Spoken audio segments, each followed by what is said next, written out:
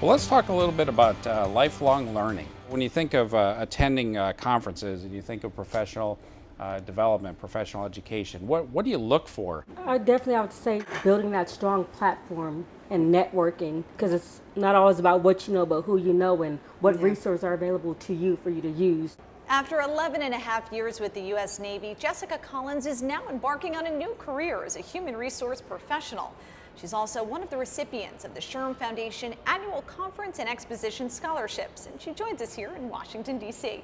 Thanks for being here on Hiring America. Thank you for having me. How did you become a scholarship recipient? Well, I received the email through the SHRM Foundation, and I saw they were specifically giving out scholarships for veterans. So I applied, I gave it a shot, and here I am today. What do you hope to gain from this conference? Well, I'm already gaining it, meeting new people. All the exhibits are just, it's almost like a state or county fair, but 1,000 times bigger. It's like the Grammys of the HR. Tell me a little bit about your military service. You trained as a cryptologist. What is that? My specialty was actually I analyzed energy off of radars and missiles, and I applied that to surface and airborne platforms. And when did you transition out of the military? February of 2013. You went to school soon after that? Yes, I pursued my undergrad in business administration, and now I'm currently in my master's program for human resource management. You served on a missile-guided destroyer. Yes. How does somebody who did that decide, hey, let me go into a career in HR? Well, while I was on board the USS Gridley, which is the missile-guided destroyer, I had the opportunity to serve as a leader,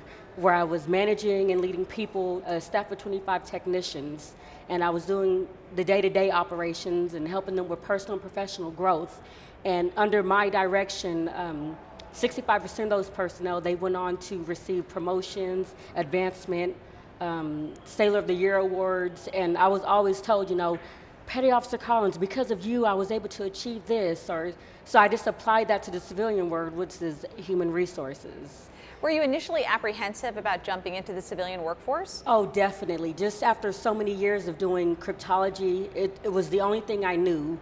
And I literally went to the Navy right after high school. So even in the Navy, I grew up. I became an adult. So I definitely had my apprehension about pursuing a career on the civilian side. Have you faced, though, any challenges in making this transition and deciding that you were going to enter the civilian workforce? I have, but I definitely think without any challenges, that doesn't build you up. So I welcome challenges because I know that's only going to make me better. Did you gain specific skills in the military that you're able to say, this can apply perfectly to a career in the HR industry?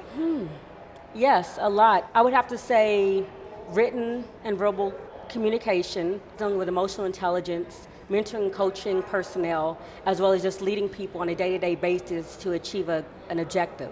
What's your advice to other veterans in a similar situation making that transition into the civilian workforce? Use your resources. The resources that are out there, and they're for us. There's so many people wanting to hire veterans. There are so many people who are on the lookout for us.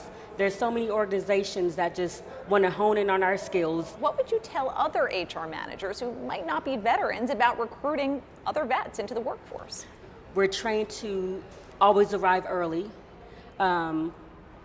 We take a certain pride in the work because, you know, as service members, it was our job to protect the country. We carry a sense of honor and integrity that I always apply to my work. I always do the best that I can. We always take on challenges. In the civilian sector, I'm always hungry. I'm always wanting to do more.